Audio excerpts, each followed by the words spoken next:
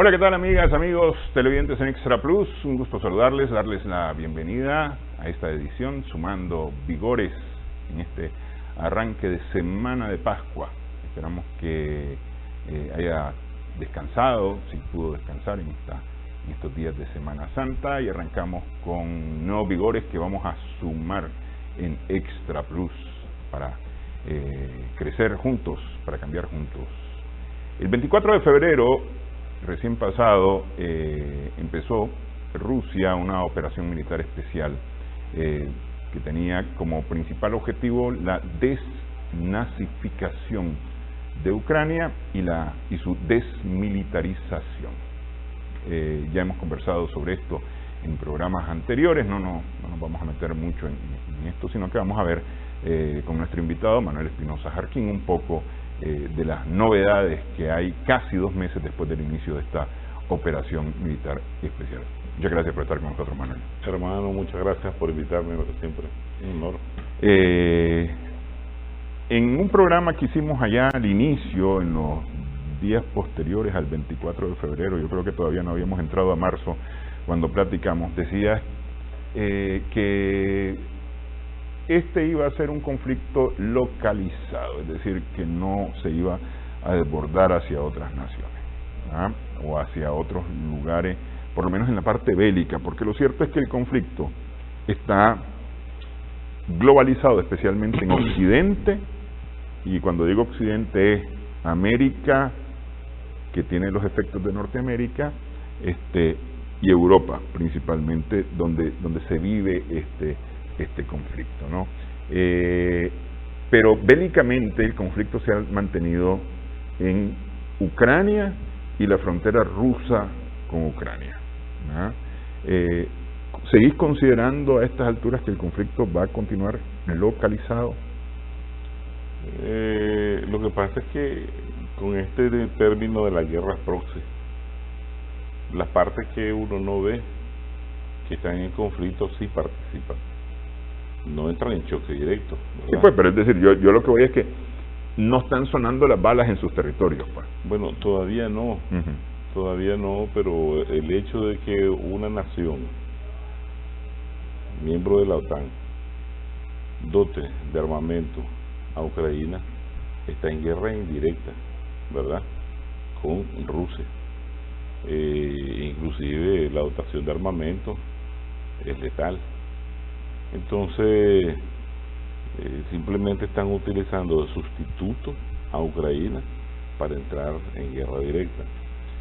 Pero puedes ver la respuesta que le acaba de dar Rusia a Finlandia, inclusive a Suecia, si ellos tratan o integran a la OTAN, de que van a desplegar en la región del Báltico, armamento nuclear, ¿verdad? Otros dicen con mayor realismo que en la guerra global ya entramos, somos parte de ella, en la parte informativa, ¿verdad?, desinformativa sobre todo, en la parte económica, la afectación es clara, y lo que estamos esperando es ver la OTAN versus Rusia, es lo que es la mayor expectativa, o China con los norteamericanos en el mar del sur de China, por Taiwán, o estamos viendo otros frentes ahí que están bastante ágiles, como es la entrada de Turquía ayer en la parte norte de Irak. Entonces hay elementos iniciales, hay situaciones iniciales que te marcan la pauta de una confrontación global. Ahora, hay otra parte del análisis que te dice que tiene que haber guerra, es producto de la expectativa del reordenamiento del orden mundial. O sea, el orden mundial no pasa sino por una guerra. Hablamos hace rato, recuerdo, que producto de la Primera Guerra, la Segunda Guerra, varios imperios desaparecieron, ¿verdad?, hasta crearse un mundo bipolar. Entonces, una de las características principales, no local, de esta operación especial militar rusa es que tiene por objetivo reformar, modificar el orden mundial existente. Y si bien es cierto, se está aprovechando la situación para tratar de transformar el orden financiero global, ¿verdad? También el orden de inseguridad global tiene que ser reformado. Entonces muchos analistas nos inclinamos a que tiene que haber una guerra a mayor escala, ¿verdad? Tal vez no como la que miramos en la Segunda Guerra Mundial, porque por mucho que a los alemanes no les hayan enseñado a sus generaciones de que tuvieron una gran derrota por parte de la Unión Soviética, ¿verdad? O que estas generaciones ya ni siquiera la recuerden lo que vivieron en la década de los 40 del siglo pasado, con que estallen unos cuantos, ¿cómo diría yo?, cohetes de alto tonaje, ya es otra cosa. Pero, mira, a ver, es que yo lo que veo es que de alguna manera Occidente, y cuando digo Occidente es Estados Unidos, con el apoyo de la OTAN principalmente, están abriendo frentes, es decir, hay un deseo manifiesto, claro, de Estados Unidos de abrir frentes, ¿no? Lo de Suecia y Finlandia, eso estaba caminando antes del 24 de febrero. Claro. Es decir, que hubiese o no existido el 24 de febrero el inicio de la operación militar rusa, si hubiese mantenido de alguna manera la tensión a través de Ucrania, la tensión de Rusia a través de Ucrania, y se hubiese incrementado de todos modos con los anuncios de Suecia y de Finlandia, y los anuncios de la Secretaría General de la OTAN, claro, de invitarlos tanto a Suecia y a Finlandia en julio próximo, durante la cumbre de la OTAN, hacer formalmente su solicitud de ingreso a la OTAN. ¿Ya? Es decir, eso estaba corriendo, eso iba a ocurrir sí o sí. Lo que me parece, de alguna manera, creo yo, pues que lo que está ocurriendo en Ucrania es una advertencia, más lo que le ha dicho Rusia a Suecia y Finlandia, es una advertencia como bastante clara. Ustedes quieren meterse en conflicto con nosotros, dicen los rusos. Claro. ¿Nos van a aguantar el conflicto? No, desde luego que no lo aguantarían, porque estamos hablando de un armamento de destrucción masiva, pues. Lo que pasa es que es casualmente eso que en el imaginario común ha sido establecido como algo natural que suceda, es lo que Rusia quiere revertir y demostrar de que esa forma de avanzar hasta su frontera de una manera amenazante y peligrosa a su seguridad nacional es lo que hay que enseñarle a los miembros de la OTAN, iniciando a los norteamericanos, por respetar el principio de seguridad. Decíamos, la seguridad no puede solamente pertenecer a una parte de la comunidad internacional. La seguridad debe ser compartida.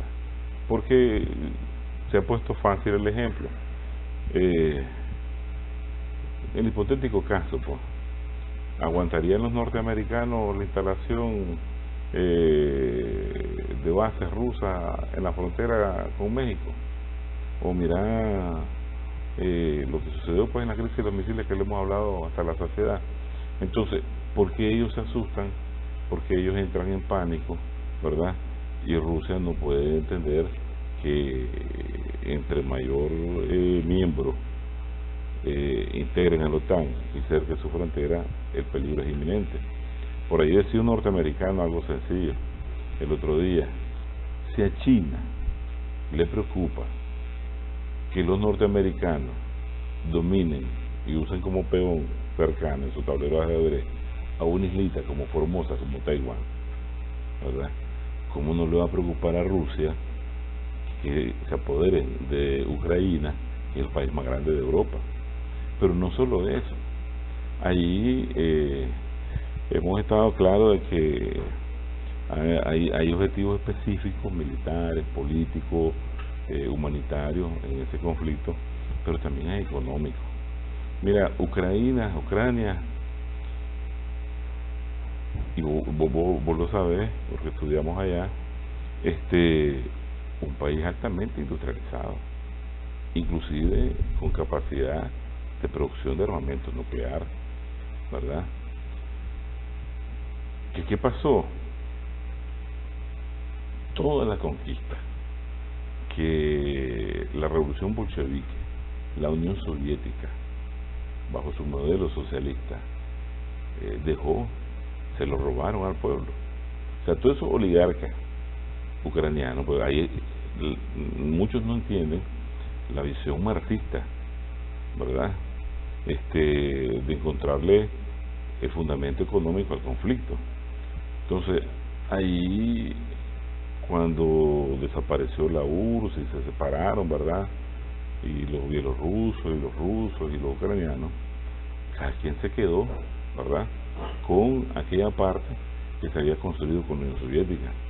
Pero estás hablando de planta siderúrgica inmensa, enorme, de alta capacidad de producción y exportación para Europa.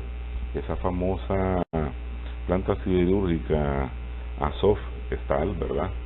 Azov porque colinda, ¿verdad?, con el mar de Azov, y Stal por acero, Stalin, ¿verdad? Entonces, o esa otra fábrica igual, Ilich,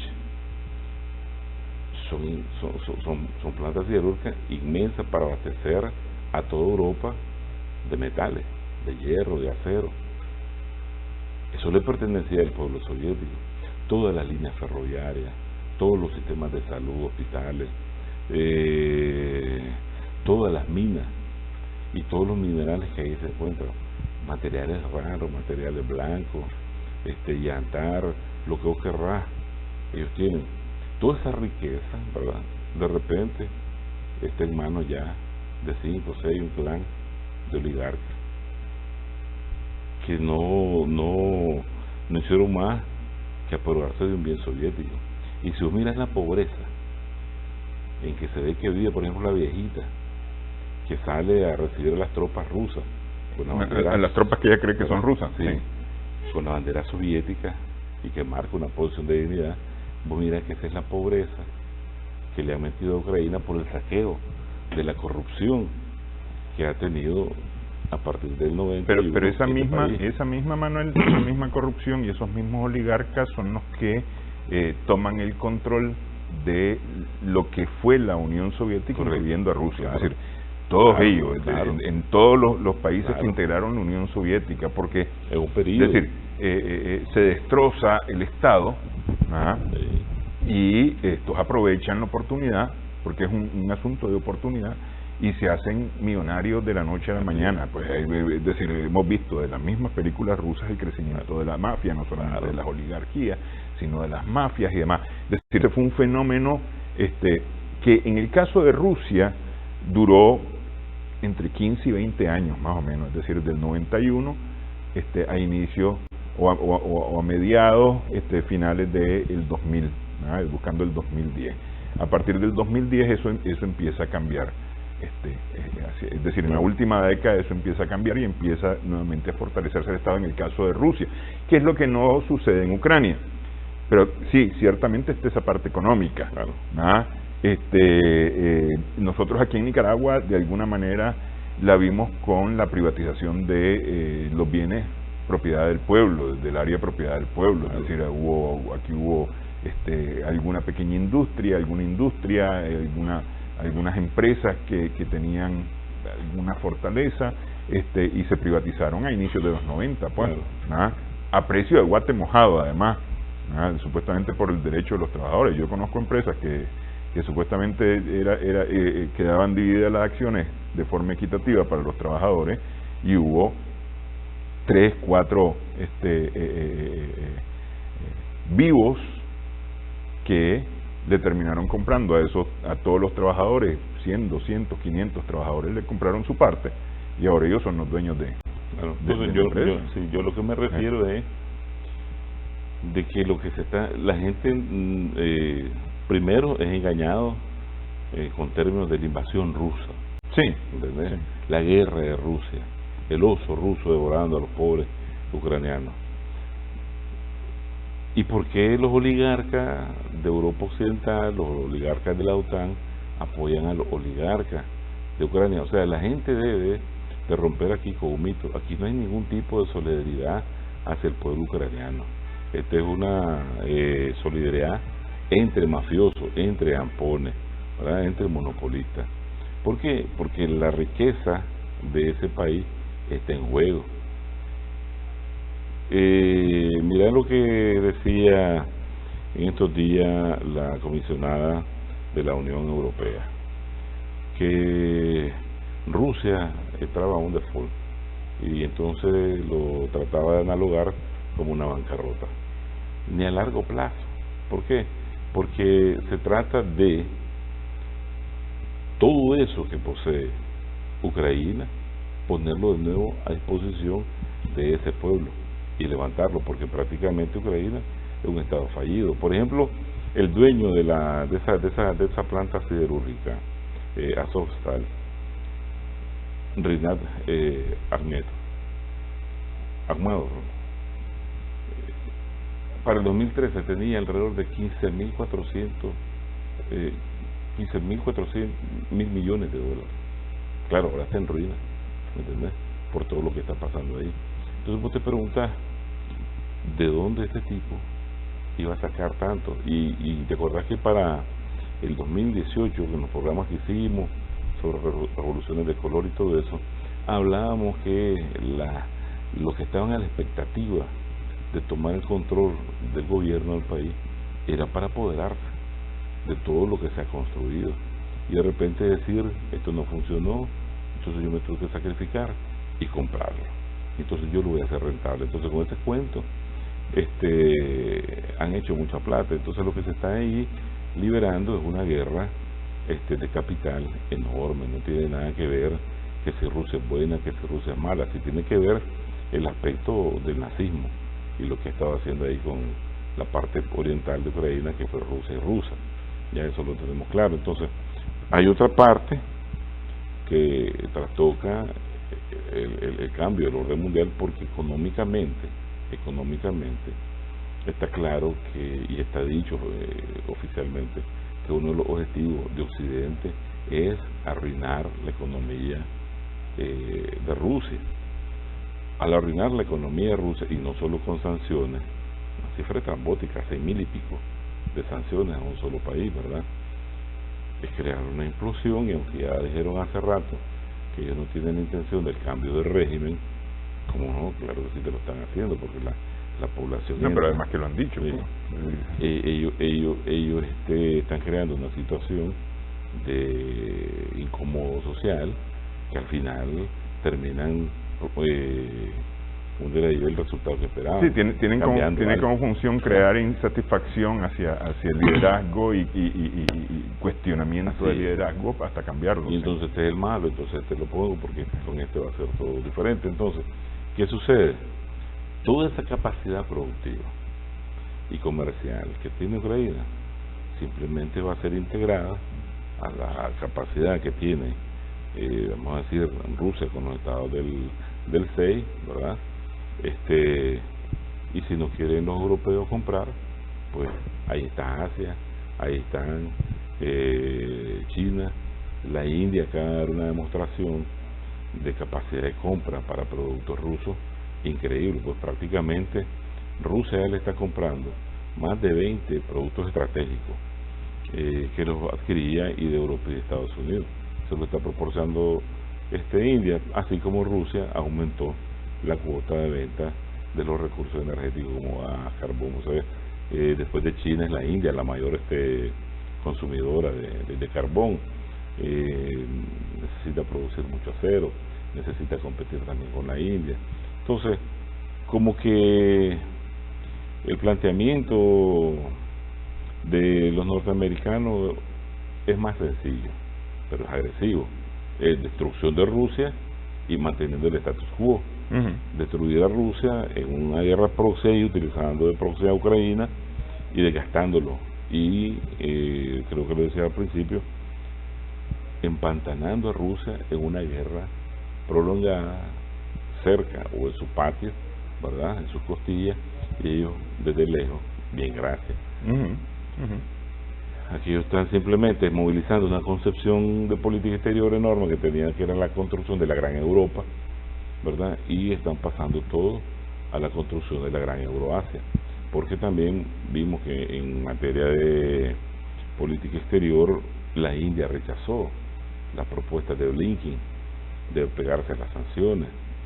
Lo hizo también el primer ministro de Pakistán, pero viste que rápidamente, como los norteamericanos le montaron un golpe de Estado, y como respuesta se ha recrudecido el conflicto India-Pakistán. Claro, sí.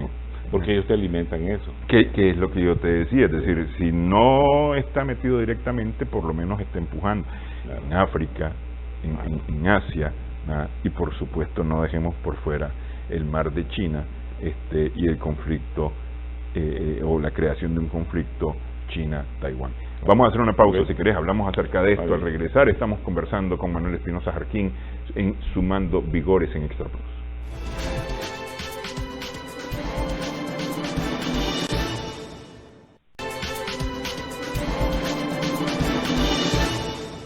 Continuamos Sumando Vigores en Extra Plus. Estamos conversando con Manuel Espinosa Jarquín acerca de la operación militar rusa en Ucrania. Ok, te decía que hay varios frentes abiertos.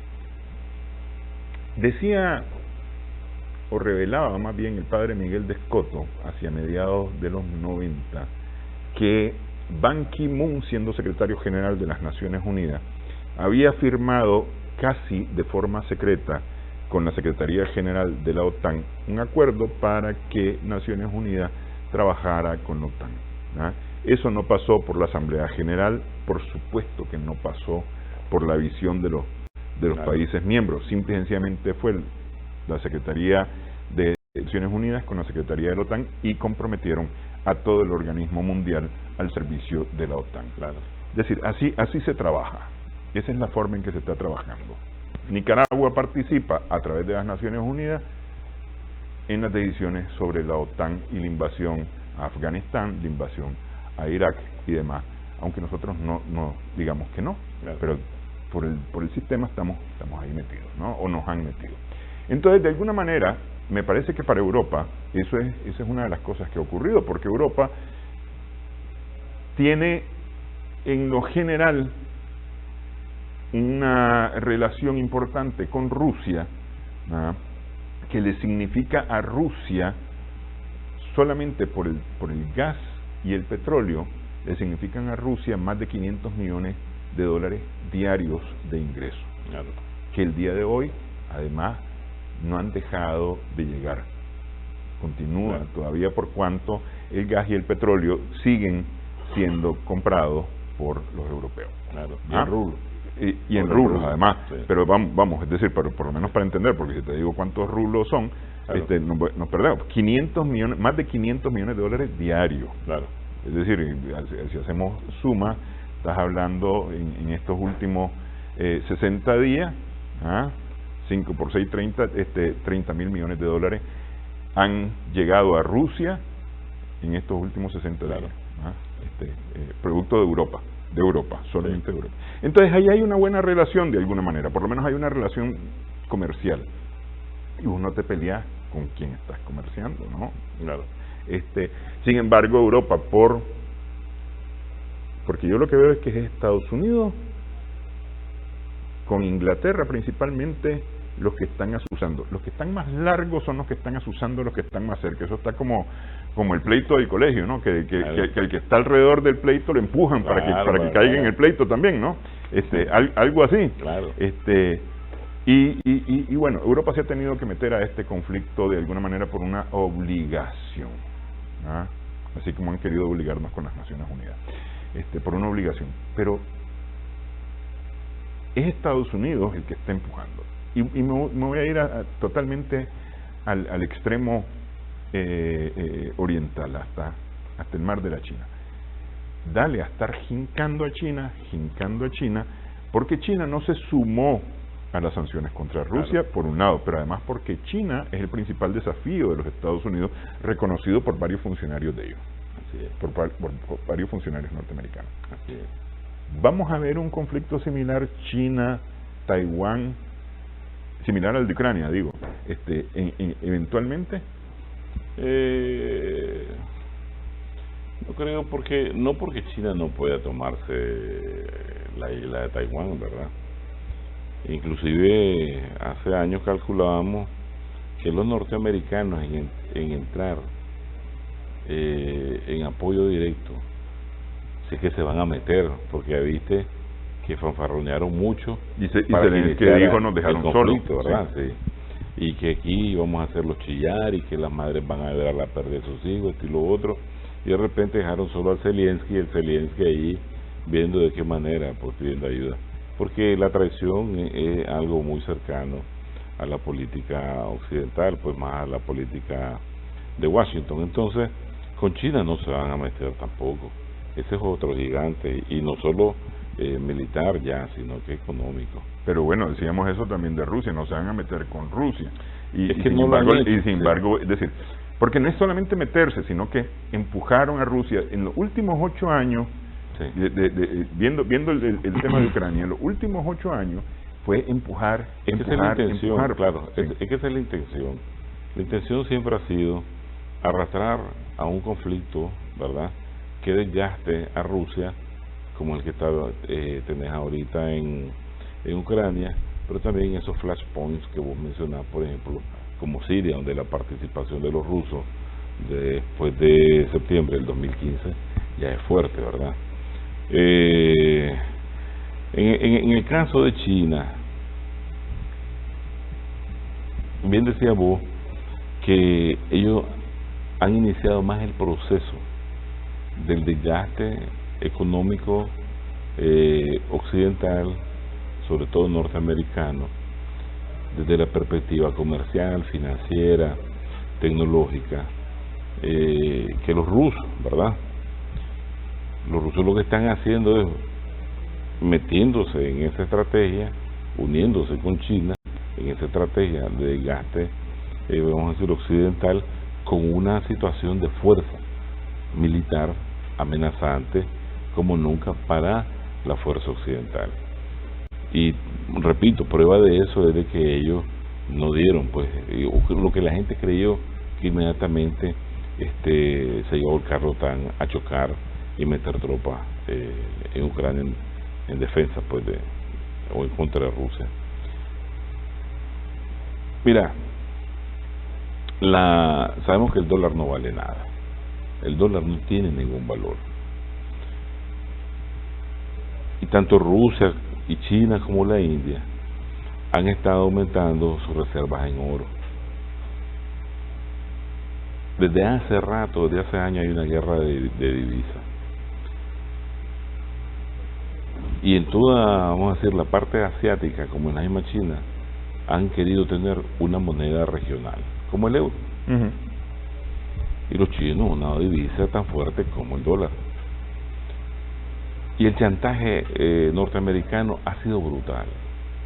Miren, aviones militares, de esos como los C-47, llegan miembros, funcionarios de la Reserva Federal, con maletines, por decirlo algo, con contenedores repletos de dólares, para comprar a toda la élite de poder. Y que esa, vamos a decir, acción de que esta región o estos países no logren consolidar una divisa regional o de carácter global. Y dado que es imposible, ¿me entendés?, obtener ese consenso, esa unidad, pues los rusos y los chinos han unificado un sinnúmero de criterios, han unificado un sinnúmero de estrategias, y en esto está crear el oro, devolverle al oro con un patrón de respaldo a una divisa. Entonces, pues mira que Rusia tiene más de, lo que pasa es que nunca te van a decir realmente, por lo menos yo no lo creo, pero Rusia tiene más de 12.000 toneladas de oro y los chinos más de 20.000.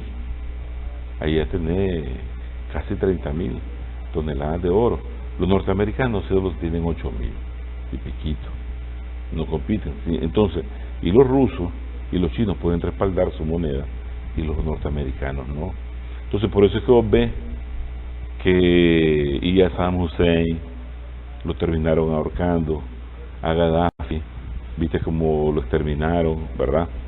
¿Por qué? Porque ellos también tuvieron las intenciones de comercializar el oro negro, el petróleo, en otra divisa que no fuera el dólar, porque eso prácticamente le desestabiliza la capacidad de financiamiento global, que es un sinónimo de endeudamiento global. Sí, que fue el acuerdo que ellos logran antes de 1920 con los países productores del Oriente Medio, sí. Que eso quede respaldado con el dólar, claro, con el petróleo. Sí. Claro. Entonces, ahora lo están revirtiendo. Entonces, cuando ustedes dicen, está bien, nos van a comprar en rublo, ¿verdad? Si no te vendo. En silencio, calladitos, sin mucha bulla, cumplieron con el decreto de Putin y esa cantidad de gas y petróleo lo están pagando en rublo.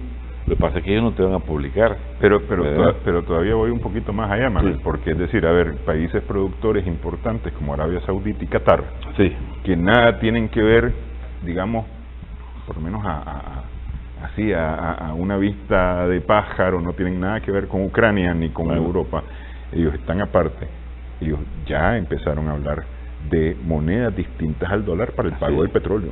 Claro, porque es que a ellos les conviene. Mira, en el 70, en el 71, cuando Arabia Saudita embarga y sanciona a los norteamericanos, y los norteamericanos buscan una estrategia de ver cómo respaldar el dólar en petróleo, ellos por seguridad, a cambio de seguridad, entonces le dicen a Arabia Saudita, mira, Irán es tu enemigo, y la otra parte que tienen en Irak, junto, ni vos, ni lo que tenés ahí, en la población chiita, con Irak, le pueden ganar a Irán. Nosotros somos el garante para que vos sobrevivas en esto. Entonces, con ese tipo de chantaje han logrado crear alianzas, pero cuando le tocas el bolsillo, ¿verdad? Cualquiera es como la Iglesia Católica, no le toqué la limosna, porque tocarle el santo pero no la limosna, ¿verdad? Entonces cuando comienzan a quererle imponer la cantidad a producir de petróleo, el precio que tienen que mantener para no desestabilizar el mercado, aquí dicen, espérate, te estás hablando de un recurso estratégico que es mío, y entonces es lógico que comienza Arabia Saudita con China, ha sido ok, pues comencemos a negociar, ¿verdad? Y hacer esta transacción comercial con nuestra moneda. Vienen los hindúes con Rusia y dice, olvídate del SWIFT, famoso ese. Nosotros creamos nuestro propio SWIFT y comenzamos, ¿me entendés? A intercambiar con nuestra moneda. Entonces, poco a poco, los europeos, imagínate, pues, pagando en rublo, y los norteamericanos que han seguido comprando cierta cantidad todavía en rublo, te repito, no lo dicen, porque doblar el brazo públicamente es comenzar a desconstruir ese poder global que tiene el oro, y eso significa la transformación global. Ahí estamos hablando, y insisto yo sobre la suma porque es importante, más de 500 millones de dólares diarios pagados en rublo, sí, y transferidos a través de la banca, claro, sin utilizar el sistema SWIFT. Claro, sí. Y entonces, fíjate que revisando, por ejemplo, el déficit comercial que existe, por ejemplo, entre Rusia y la Unión Europea, en términos de elementos comerciales comunes, ¿verdad?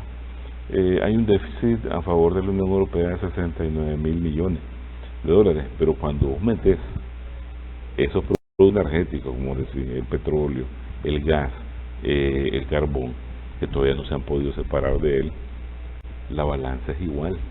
Entonces, perder al mercado ruso o al exportador ruso de gas estratégico es tan importante como para Rusia perder a ese exportador europeo. Están, como decimos nosotros, taco a taco. ¿Qué es lo que pasa? Que los norteamericanos sí tienen un problema de déficit con Europa. Ellos importan más, ¿verdad?, de Europa que Europa. Y entonces, ¿qué es lo que están haciendo ellos?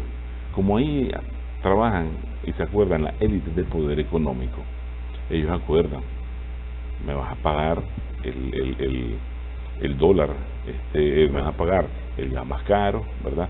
Y se compensa con el excedente que vos tenés ahí a tu favor, ¿verdad? Y cualquier otro, la arma, el armamento, ¿verdad? Sí, en este momento uno de los principales gananciosos, si Rusia son más de 500 millones diarios, sí, la industria armamentista norteamericana, claro, especialmente, se ha echado a la bolsa cualquier cantidad de plata en estos casi 60 días. Claro, entonces imagínate que ya se habla de que muchos préstamos que ya se le dieron y se le van a dar a Ucrania, a Zelensky, eso no es un regalo, es un préstamo que tarde o temprano lo tiene que pagar Ucrania, ¿ya? Pero ya es un estado fallido, un estado en ruina. La situación que existe en Europa, producto de todo lo que viene dándose después del 24 de febrero con esta operación militar, no es fácil. Vos revisar los periódicos europeos y las ventas de propiedades, el nivel de desempleo, la búsqueda de trabajo, la venta de vehículos de todo tipo está en boga. Hay escasez de productos, hay una gran carestía, ya hay un aumento del desempleo, y eso poco a poco tiene que generar una implosión. Eso es lógico, pero además de eso tienen un problema de alto índice de criminalidad. Tienen una diáspora completa árabe, producto del relajo que hicieron en Libia y en Siria y en Afganistán, que nosotros, yo recuerdo hace como 2 o 3 años, lo analizamos en un programa aquí con vos, que miramos de que, cuidado, toda esta cantidad de migrantes se los van a lanzar contra Rusia en una guerra, ¿verdad? Porque eso pasa. La cantidad de mercenarios que ya hay ahí en Ucrania es enorme, y lo que están preparando para venir desde toda la parte árabe también es enorme. Entonces, me parece a mí que el conflicto, si es cierto que se va a alargar, los norteamericanos han estado buscando cómo Rusia se empantane, pero el que más va a pagar los platos rotos, y lo está pagando, es Europa. ¿Por qué? Porque ellos dependen del modelo de economía global que dictan los norteamericanos, ¿ya? Mientras que Rusia no, es parte de ese modelo capitalista, pero no trabaja, vamos a decir, principalmente bajo el dictado de la lógica de la estructura capitalista y financiera y comercial y productiva, sino esas 6.000 y pico de sanciones ya los hubieran destruido. Ellos están, y cómo es la vida, ¿verdad? Ellos están haciendo su propia perestroika, su reconstrucción de su capacidad de producción. Van a tener que nacionalizar, no privatizar, confiscar un sinnúmero de empresas extranjeras y nacionales para establecer unas capacidades bastante, vamos a decir, nacionales, genuinas, al estilo de la Unión Soviética, donde el rublo tenía una mayor capacidad adquisitiva. Cuando yo llegué a la URSS, el rublo costaba $1 punto y pico todavía. Nosotros nos asustamos, ¿verdad? Pero esas eran las maravillas del socialismo. Entonces, tienen ellos que hacer un sinnúmero de reconstrucción en su misma forma de pensar, en sus valores, en la ideología que persiguen. Es importante, los tiempos de crisis, acordate que unifican al pueblo. Me acuerdo una anécdota, un chiste, que están 2 extranjeros y dicen: ¿por qué los rusos en tiempo de guerra no se van del país? Entonces sí, lo que pasa es que ellos en tiempo de guerra lo que buscan es cómo ir a registrarse al punto de registro militar para ir a la guerra.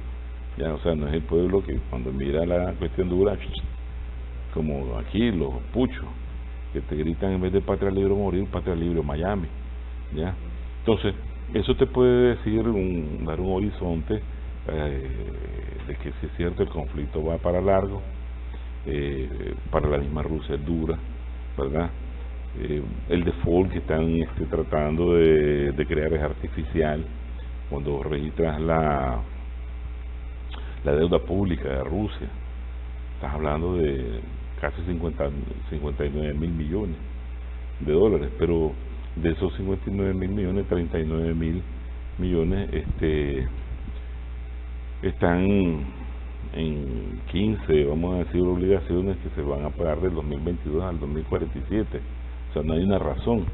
Entonces lo que hay ahora sí son una nueva postura, hay razones, vamos a decir, de fuerza coherente que está poniendo Rusia. Entonces le dice, porque ellos tienen obligaciones que pagar, ¿no?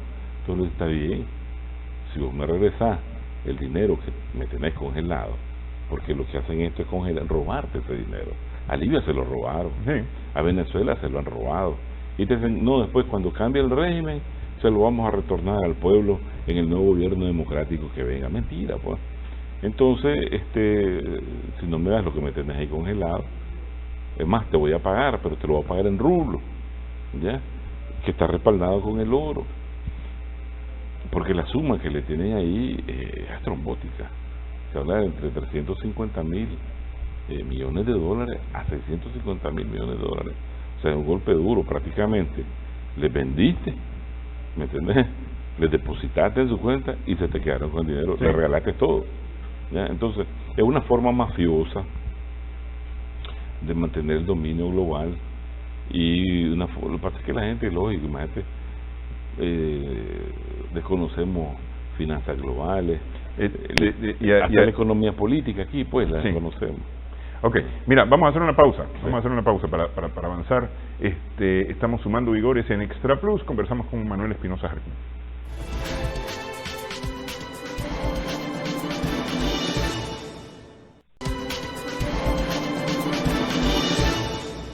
Continuamos sumando vigores en Extra Plus.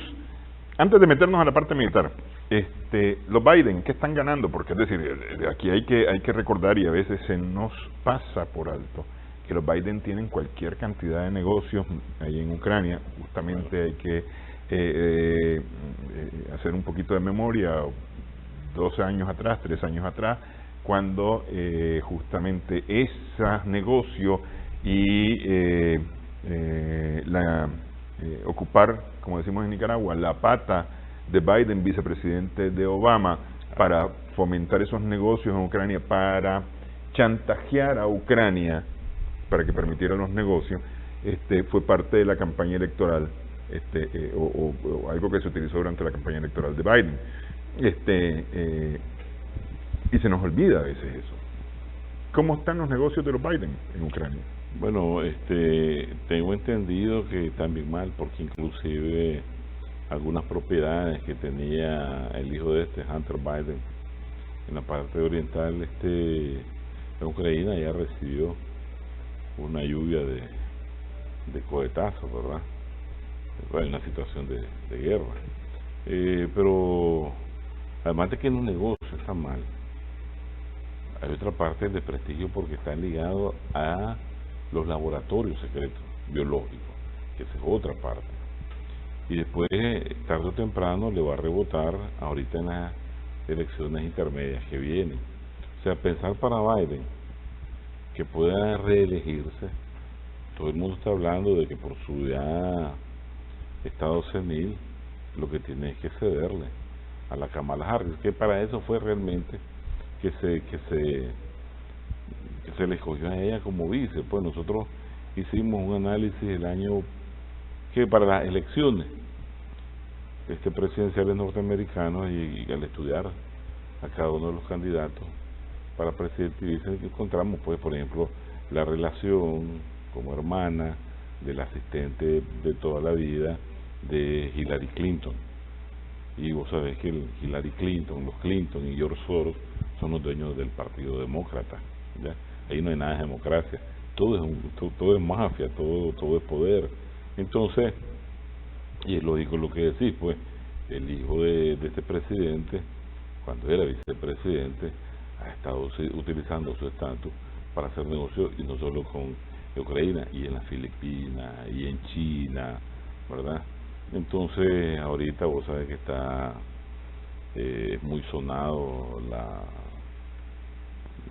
el famoso contenido de todos los archivos de su computadora, ¿verdad?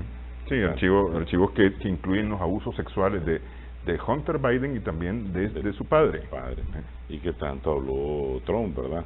Pero como hay otra particularidad de los norteamericanos.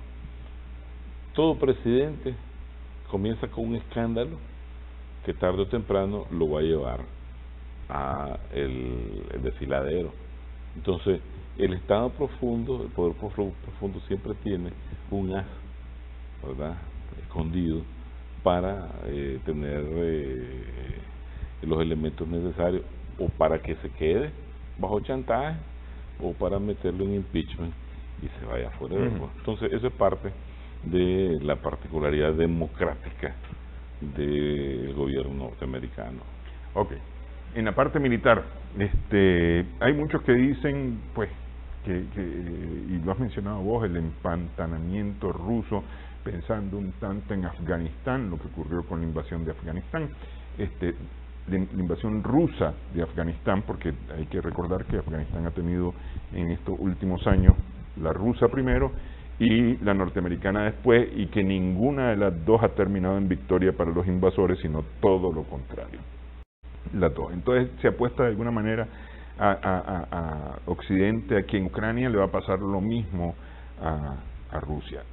Sin embargo, leí la otra vez un artículo que decía, bueno, es decir, la otra vez te estoy hablando cuando tenía 30 días, si acaso, el operativo militar, que la ocupación rusa no era absolutamente nada despreciable, que había un movimiento importante, un movimiento táctico, estratégico importante, de manera que el territorio ocupado era prácticamente equivalente al territorio de la Gran Bretaña, ¿verdad?, que no es para nada despreciable la cantidad de territorio. ¿Cómo ves desde el punto de vista militar?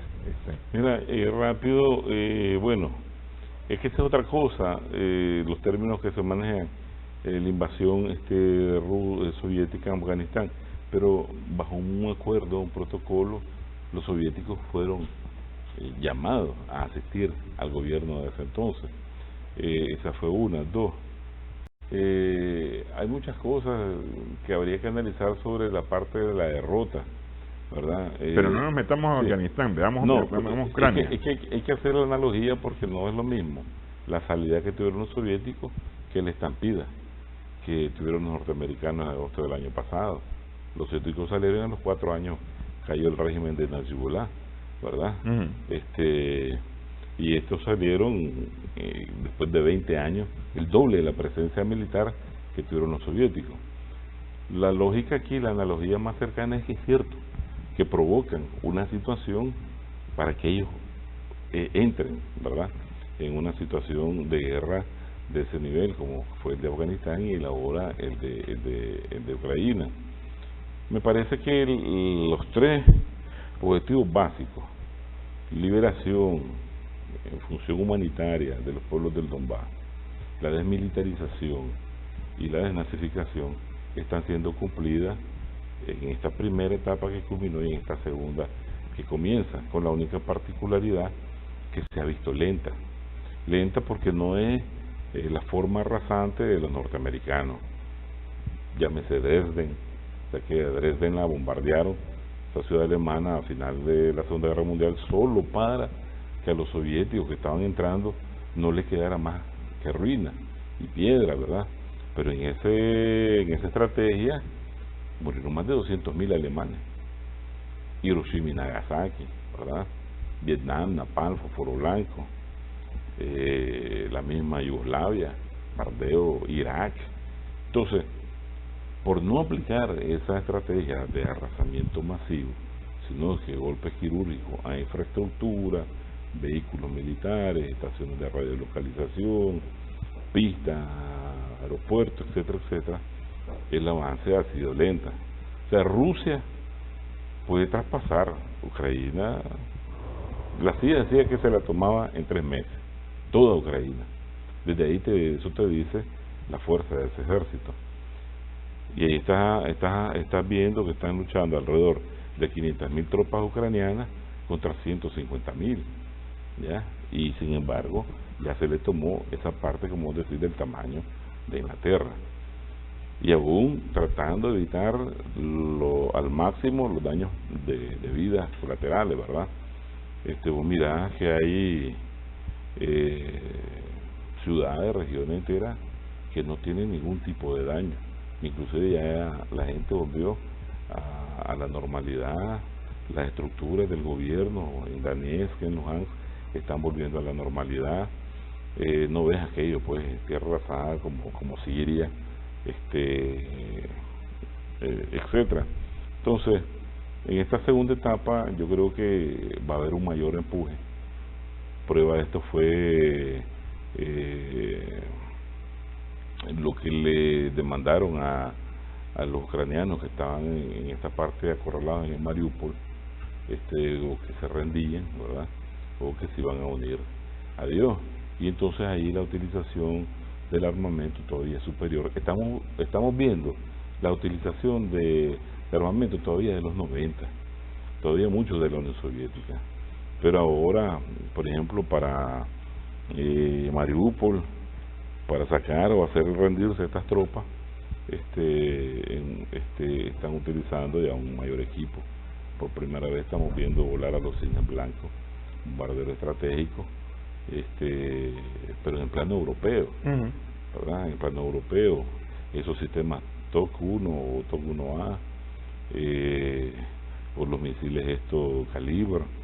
Entonces estamos viendo como que la calidad del armamento se está superando en función de lograr mayor objetivo, y lo que está demostrando Rusia es que a distancia, ¿verdad? Con armamento a distancia, está pegando en el blanco y ha prácticamente destruido la capacidad del ejército ucraniano, no a su totalidad, pero en el perímetro que va avanzando y va liberando. ¿Ha logrado desarticular Rusia el ejército ucraniano? Porque esa es una de las cosas que se dice, que está desarticulado prácticamente el ejército. Claro, porque vos que sos especialista en comunicación, le ha destruido prácticamente todos los nudos de comunicación del alto mando con la fuerza que tenía distribuida en el Donbass, y prácticamente eso creó una descoordinación. Cuando miras los videos y las entrevistas que le hacen a los soldados ucranianos, ellos te dicen prácticamente, o nos abandonaron los jefes porque no sabían lo que estaban dirigiendo, esperamos una ayuda que nunca llegó, estábamos muriéndonos de hambre, sin municiones, prácticamente peleando la guerra del oligarca, y ellos sin saberlo, pues, porque acuérdate del sentimiento nacionalista que los ricos te hacen en su guerra: vayan y peleen por la patria, y la patria está agredida por el agresor, cuando no te dicen vayan y peleen por mis bienes, mis riquezas, ¿verdad? Vayan a morir por nosotros, etcétera, etcétera. Bueno, Manuel, de eso lo vamos a dejar para continuar conversando más adelante, claro, porque este es un tema que todavía no concluye. Claro. Vamos a continuar hablando sobre este tema. Gracias a nuestras amigas, amigos televidentes por su sintonía en esta edición, sumando vigores en Extra Plus.